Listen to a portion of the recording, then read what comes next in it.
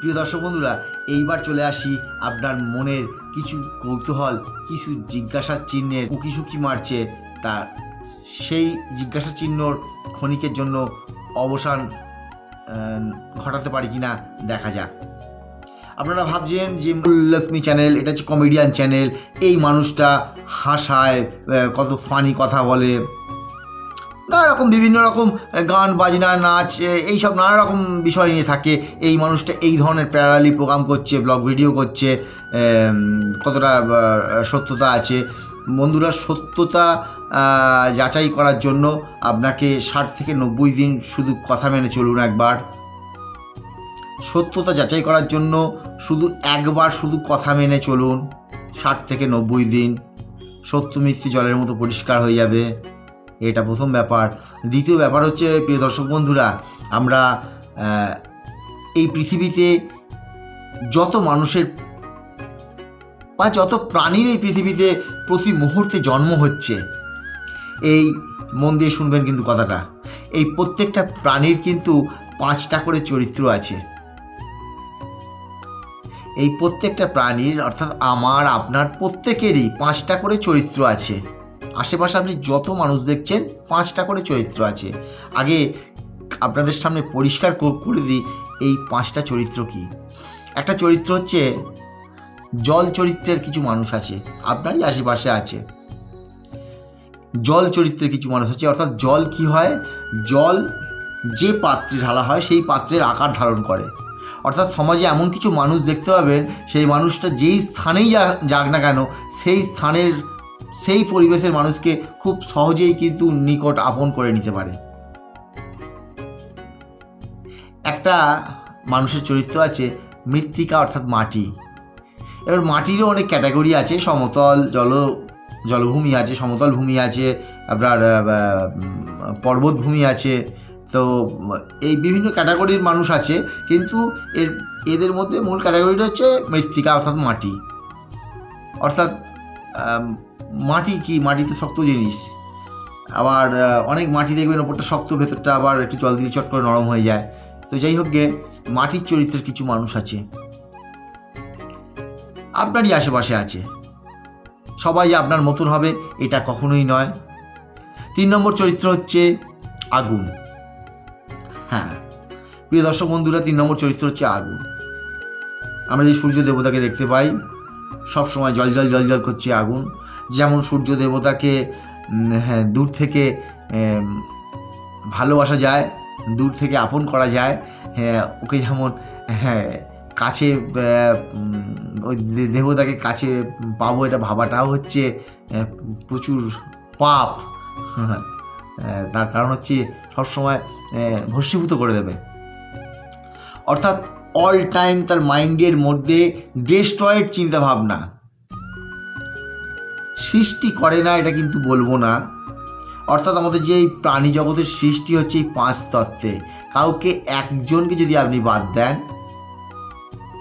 অর্থাৎ জল, মাটি, আগুন, বায়ু এবং মহাশূন্য, এই 5টা তত্ত্ব, এই 5টা তত্ত্বকে যদি আপনি কাউকে বাদ দেন, তো দেখবেন যে কোনো প্রাণীর এই পৃথিবীতে জন্ম হচ্ছে না। অর্থাৎ এই আগুনেরও প্রয়োজন আছে, কিন্তু এই আগুনের চরিত্র আছে, আগুনেরই স্বভাব যেমন, জলের স্বভাব যেমন ধারা নিম্ন দিকে ধায়, আর আগুনেরই স্বভাব যেমন সব কিছু পোড়ায়। আহা, সব কিছু পোড়া। তো আগুনের স্বভাবটাই হচ্ছে কিন্তু পোড়ানো, ডেস্ট্রয়েড করা। তো এই পৃথিবীতে দেখছেন যেরকম কিছু সৃষ্টি হচ্ছে, সেম টু সেম প্যারালি ধ্বংসও অনেক কিছু হচ্ছে, অনেক মানুষের দ্বারা অনেক কিছু ধ্বংস হচ্ছে।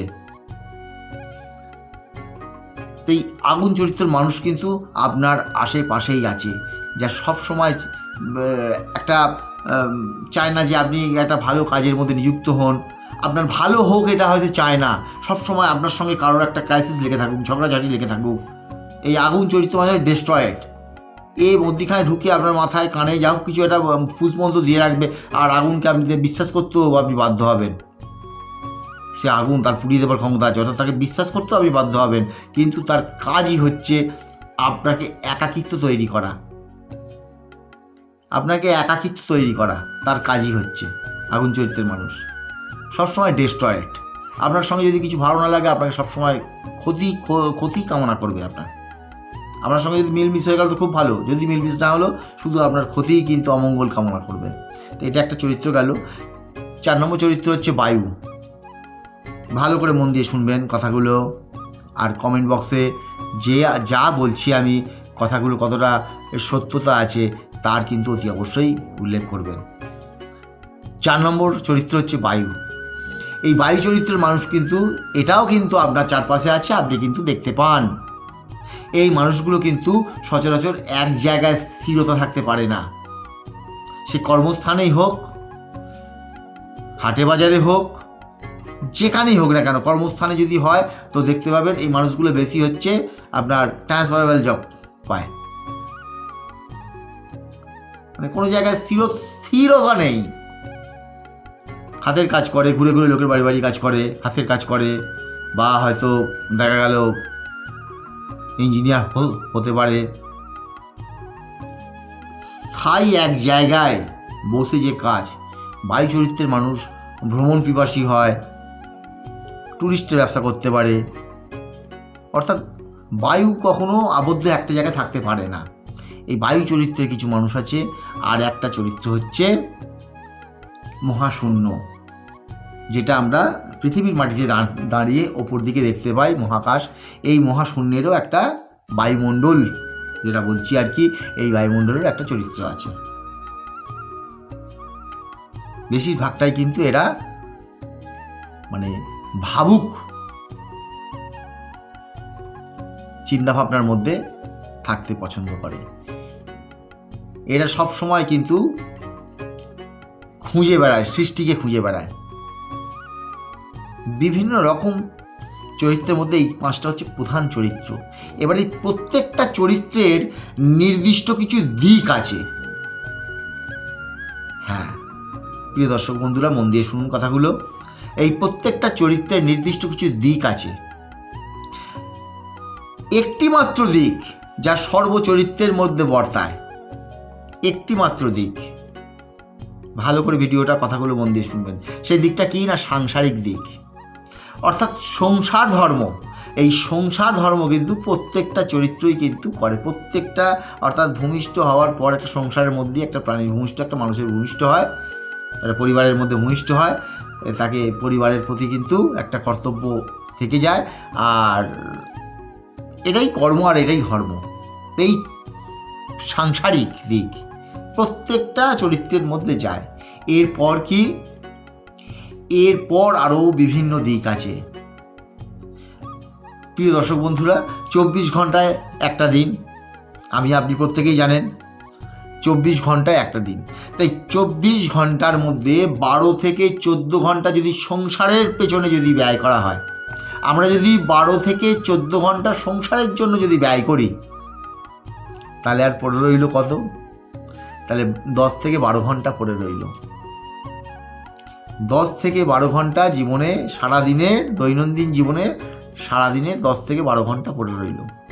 এই 10 থেকে 12 ঘন্টা যদি আমরা 8 ঘন্টা রেস্ট নিই, সে ঘুমিয়েই হোক, জেগেই হোক, হাত পা ছড়িয়ে শুয়ে যদি রেস্ট নিই, তাহলে 2 থেকে 4 ঘন্টা পড়ে রইল সারাদিনে দৈনন্দিন জীবনে। এই 2 থেকে 4 ঘন্টা আমরা কি করি? এই 2 থেকে 4 ঘন্টা বিভিন্ন দিক আছে মানুষের, প্রত্যেকটা চরিত্রের বিভিন্ন দিক আছে। এইগুলো নিয়ে বিশ্লেষণ করলে অনেক দূর যেতে হবে। সেগুলো পরবর্তী সময় করব। তবে বিশেষ কিছু দিক কিন্তু আপনাদেরকে বলে রাখছি। যেমন হচ্ছে এই 2 থেকে 4 ঘন্টা কোনো মানুষ খেতে ভালোবাসে, ভোজন রসিক, সে কিন্তু খাওয়া দাওয়া নিয়ে কিন্তু তার সময় কাটে। কোনো যদি নতুন রেসিপি তৈরি করতে পারে, কোথাও যদি হোটেলে যদি খেতে যায়, বন্ধুবান্ধবের সঙ্গে ফোনে কথা বলতে পারে। কেউ হয়তো ভ্রমণ পিপাসী, কেউ বেড়াতে যাওয়ার স্বপ্ন দেখতে পারে, প্রোগ্রাম করতে পারে। এই 2 থেকে 4 ঘন্টা, দৈনন্দিন 2 থেকে 4 ঘন্টা, অর্থাৎ এই সময়টাকে আমরা বলি এন্টারটেনমেন্ট। যে সকল মানুষ ভগবান নিয়ে থাকতে ভালোবাসেন তারা হয়তো ঠাকুরের নাম গান করেন। যে সকল মানুষ সাহিত্য চর্চা করতে ভালোবাসেন সেই সকল মানুষ হয়তো বিভিন্ন সাহিত্যিকের বই পড়তে ভালোবাসেন। কেউ হয়তো সাহিত্য নিয়ে গবেষণা করেন। এই সময়টা অর্থাৎ আমাদের রিল্যাক্সের সময় বাদ দিয়ে, শোয়ার সময়টা বাদ দিয়ে, সাংসারিক সময়টা বাদ দিয়ে যে 2 থেকে 4 ঘন্টা অবশিষ্ট বাঁচে, আজকে ডিজিটাল দুনিয়ায় দেখবেন প্রচুর মানুষ নিজের প্রাণ খুলে মন খুলে এই ডিজিটাল প্ল্যাটফর্মে ঝাঁপ দিয়েছে। স্বামী, স্ত্রী, সন্তান, ভাই বোন কোনো কেউ বাকি নেই আজকের ডেটে। যারা এই ডিজিটাল দুনিয়ার সৃষ্টিকর্তা তারাও কিন্তু মানে এতটা কল্পনাও করেননি যা ভারতবর্ষের বুকে ব্যাপকভাবে পরিস্থিতির যেমন সবাই দেখছে উন্নতি, আমার দুটো চোখে কিন্তু পরিস্থিতি খুবই অবনতির দিকে যাচ্ছে। অর্থাৎ দেশ ফিনান্সিয়ালিভাবে এই মুহূর্তে ঠিক যেমনই শক্তিশালী হচ্ছে ঠিক ততটাই অবনতির পথেও কিন্তু এগিয়ে যাচ্ছে। অর্থাৎ আজকে যারা দেশকে শক্তিশালী করছে কাল কিন্তু তারা থাকবে না। কাল দেশটা কাদের হাতে থাকবে এটা কিন্তু তারা কেউ চিন্তা করছে না। আগামী দিন এই দেশটা আমরা থাকবো না। আজ থেকে 10 বছর, 20 বছর, 30 বছর বাদে আমরা এই পৃথিবীতেই থাকবো না, পৃথিবীর বায়ুমণ্ডলেই থাকবো না, এই পৃথিবী সম্পর্কে জানতেই পারবো না। কিন্তু আমরা যেহেতু বেঁচে আছি, আমরা আমাদের দেশটাকে যেহেতু ভালোবাসি, আমাদের দেশটাকে নিয়ে ভাবতে পারি। আজকের যেই ভয়ানক পরিস্থিতি ডিজিটাল দুনিয়ায়, মানে মানুষের থেকে টাকা শুষে নেওয়া হচ্ছে, অর্থাৎ প্রত্যেকের মেমোরির মধ্যে এইটাই ঢুকে যাচ্ছে যে টাকা যা হোক তা হোক করে কেড়ে নিতে হবে, নিয়ে নিতে হবে। মানুষ খ্যাপা কুকুরের মতো হয়ে উঠেছে। মানুষ দিক বিদিক শূন্য, কি করবে ভেবেই পাচ্ছে না মানুষ। তো যাই হোক, এসব বিস্তারিত আসছি। তার আগে শুধু আপনাকে বিশেষ দিকগুলোর কথা একটুখানি শুধু মনে করিয়ে দিচ্ছি। তো আপনারা যেটা বিষয়ে আপনাদেরকে বলার যে দাদা আপনি তো কমেডিয়ান নিয়ে থাকেন, আপনি হ্যাঁ আমাদের মতো কিছু মানুষও কিন্তু আপনার আশেপাশে ঘুরে বেড়াচ্ছে যারা শুধু প্রত্যেকটা পরিবারকে নিয়ে ভাবে। অর্থাৎ আপনিও কিন্তু আমাদের একটা পরিবারের সদস্য। পরিবার মানে শুধু বউ সন্তান নয়, কিন্তু পরিবার মানে কিন্তু বন্ধুরাও কিন্তু পরিবার। অর্থাৎ আপনিও কিন্তু আমার পরিবারের একজন সদস্য। আমার সামাজিক পরিবারের আপনিও কিন্তু একজন সদস্য। আপনাকে নিয়ে ভাবার রাইট কিন্তু আমাদের আছে। আপনার মাকে নিয়ে ভাবার রাইট আমার আছে, আপনার সন্তানকে নিয়ে ভাবার রাইট আমার আছে, আপনার পরিবারের আদার সদস্যকে নিয়ে ভাবার আমার রাইট আছে। অর্থাৎ ডেভেলপমেন্ট নিয়ে ভাবার। ঠিক এই রকম আমার মতন প্রচুর মানুষ আছে। হয়তো আমি এই মুহূর্তে প্রথম এই অনুষ্ঠান করছি, আগামী দিনে না জানি কত মানুষকে আপনি আমার পাশে দেখতে পাবেন। তো আমাদের কাজই হচ্ছে ঈশ্বর সাধনা করা, আর ভগবানের কাছে এটাই আমাদের চাওয়া। পাবো পরে, যখন আপনি পাবেন তখন আমি পাবো, এটাই চাওয়া যে তুমি তো জীব দিয়েছ, অর্থাৎ আহারের জোগাড় তোমায় করে দিতে হবে। পড়ে থাকবে কি? পড়ে থাকবে হচ্ছে ড্রিম, স্বপ্ন। আপনার চোখের ড্রিম, আপনার মনের স্বপ্ন, এটা পড়ে থাকবে। এটা আপনি উদ্ধার করতে পারবেন আপনার যোগ্যতা দিয়ে। কিন্তু আহারের সঙ্গে নো কম্প্রোমাইজ। এই আহারের জন্য যে আপনার সকাল থেকে রাত কেটে যাচ্ছে, আর 60 থেকে 90 দিনের জন্য, আর 60 থেকে 90 দিন বাদে কিন্তু এই আহারের জন্য আপনার সকাল থেকে রাত কাটবে না। অর্থাৎ আমাদের যে পরিকল্পনা, আমাদের পরিকল্পনা হচ্ছে মানুষ টাকার পেছনে দৌড়বে, আমাদের পরিকল্পনা হচ্ছে টাকা আপনার পেছনে দৌড়বে। এটা কি সম্ভব? মাত্র 60 থেকে 90 দিন। তো চলুন সেই 60 থেকে 90 দিন কি করবেন এটা জেনে নেওয়া যাক।